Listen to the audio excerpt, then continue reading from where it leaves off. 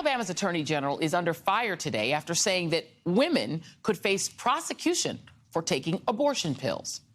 While the state's abortion ban explicitly says that those who receive the procedure cannot be held criminally liable, AG Steve Marshall said yesterday that anyone who uses pills to induce an abortion can still face consequences under the state's Chemical Endangerment of a Child statute, which is a law that was made to protect children from the risks of at-home meth labs. The anti-abortion movement has begun zeroing in on restricting access to abortion pills after the FDA said last week that retail pharmacies can distribute the medication in states where it's legal.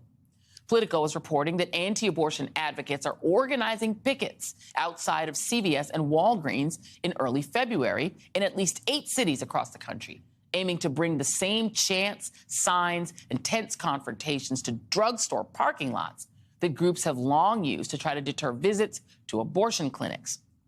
Republicans are doing it in the House as well, passing a bill today that would protect babies, quote, born alive after late-term abortions, which medically is not a thing. It comes despite an election just a few months ago where protecting a woman's right to choose proved to be a massive motivator for voters and a losing issue for Republicans. And yet, they've learned nothing. Even Republican Congresswoman from South Carolina, Nancy Mace, is calling them out. This is probably not the way to start off the week. We should be looking at measures, for example, making sure every woman has access to birth control. If you really want to get serious about this issue and reduce unwanted pregnancies, well, I've got entire counties in South Carolina that don't have a single OBGYN doctor. Those are the issues that we really need to be talking about. Joining me now is Democratic Congresswoman Pramila Jayapal from Washington. Congresswoman, Nancy Mace sounds pretty rational. What do you make of the fact that even though abortion tanked Republicans' opportunity to take back the Senate, narrowed their House majority to a pittance, they're still doing it? Well, Joy, it's hard to believe that they don't see the political landscape out there and aren't interested in protecting their members. I mean, good for Nancy Mace that she said what she said. And the reality is she's got to win re-election. Her state, the state Supreme Court in South Carolina, just ruled that abortion is codified in their Constitution, the right to abortion. And so I think that Republicans are on their MAGA extremist Republican agenda of criminalizing abortion without any exceptions, and they don't want to get off of that point. Well, if they keep doing that, they will lose women and families across this country because abortion is necessary. Economically, it's necessarily bodily autonomy and freedom is a big issue for families across this country. They're going to lose, but that's their extremist agenda, and they're committed to pursuing it. Let me play Steve Scalise, who's the second in command now in the House. Here he is about this Born Alive bill.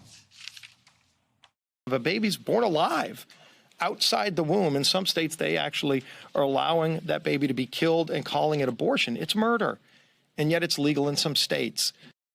This is one of the most ridiculous things that I've ever heard. And I mean, look, even back in the day, Liz Cheney used to say this, okay? This idea that Democrats are for infanticide, that meaning you either have a baby and then they just kill it. That's infanticide. That is a crime. Or people get to 8 months, they get right up to 8 months and say, you know what?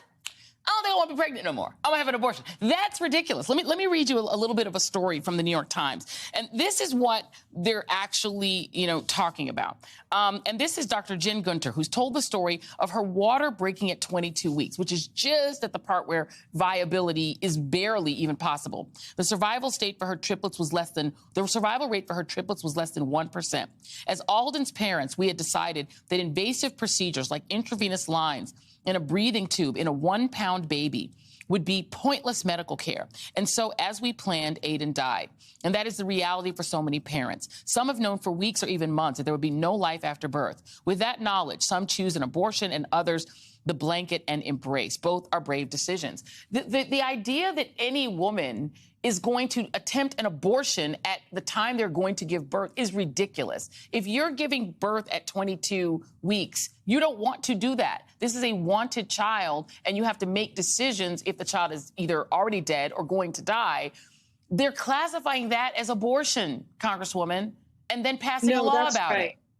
No, that's right. It is really outrageous because newsflash, killing a baby is already illegal. It is murder. And so what they're doing is they're penalizing healthcare providers and criminalizing healthcare providers for providing necessary information. And Joy, look, this is personal to me. My baby was born at 26 and a half weeks. Okay. 1 pound, 14 ounces, this big. Doctors told me that my child was not going to survive, that I was probably not going to survive.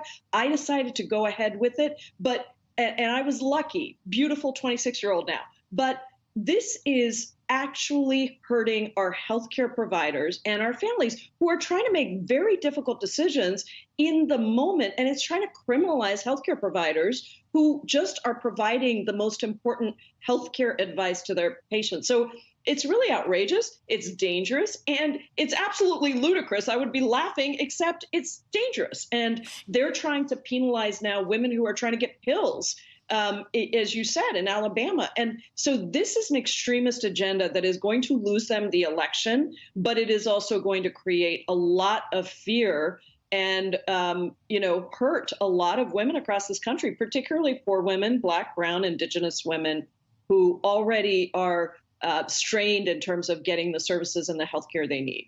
And what I worry about as somebody who also has had, I've had 3 of these little babies, little lovely babies, and in my first pregnancy, right, I thought we were going into very, very early labor at a point where it would have been non-viable. And then doctors have to make a decision what they do. They can put some women, I know women who've been on bed rest, complete bed rest, because if you tried to give birth at that point, 20 weeks, 21 weeks, that baby won't make it. And so, they do all of these life-saving things to try to stop that. I worry that now in states like Alabama, Louisiana, if doctors are confronted with a woman who's bleeding at 22 weeks, somebody who seems to be, it seems that the baby inside has passed away, isn't going to make it, they won't be able to treat them. They'll be too afraid to do anything because these men who don't even know women's anatomy are calling all of that abortion and trying to put women in jail and their doctors in jail. No, that's exactly right. And this is why it comes down to freedom, something that Republicans say they stand for. But this is freedom for us to be able to take care of our own bodies, to get the health care we need. And that is why over 2/3 or almost 2/3 of the country actually wants to have these protections in place. So I think that I've heard directly from women and from providers that this is going to hurt the practice of healthcare. This is going to hurt families from making good decisions. And honestly, it could hurt the health of women who are in these situations, because I know in my case, when I started leaking at 22 weeks, my doctor said, we got to keep the baby in. We'll try to keep you exactly right. I was on bed rest and I still was, we didn't know exactly what was going to happen. That is frankly a decision that nobody should be involved in except me and my doctor and my loved ones. That's it. That's right. And I think this is really an outrageous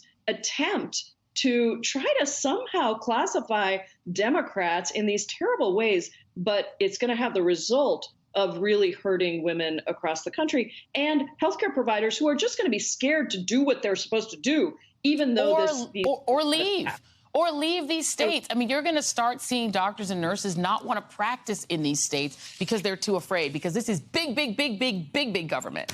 Congresswoman Pramila Jayapal. By the way, they're already leaving in Texas. They're leaving. They're going to leave. Congresswoman Pramila Jayapal, thank you, as always. Thank you.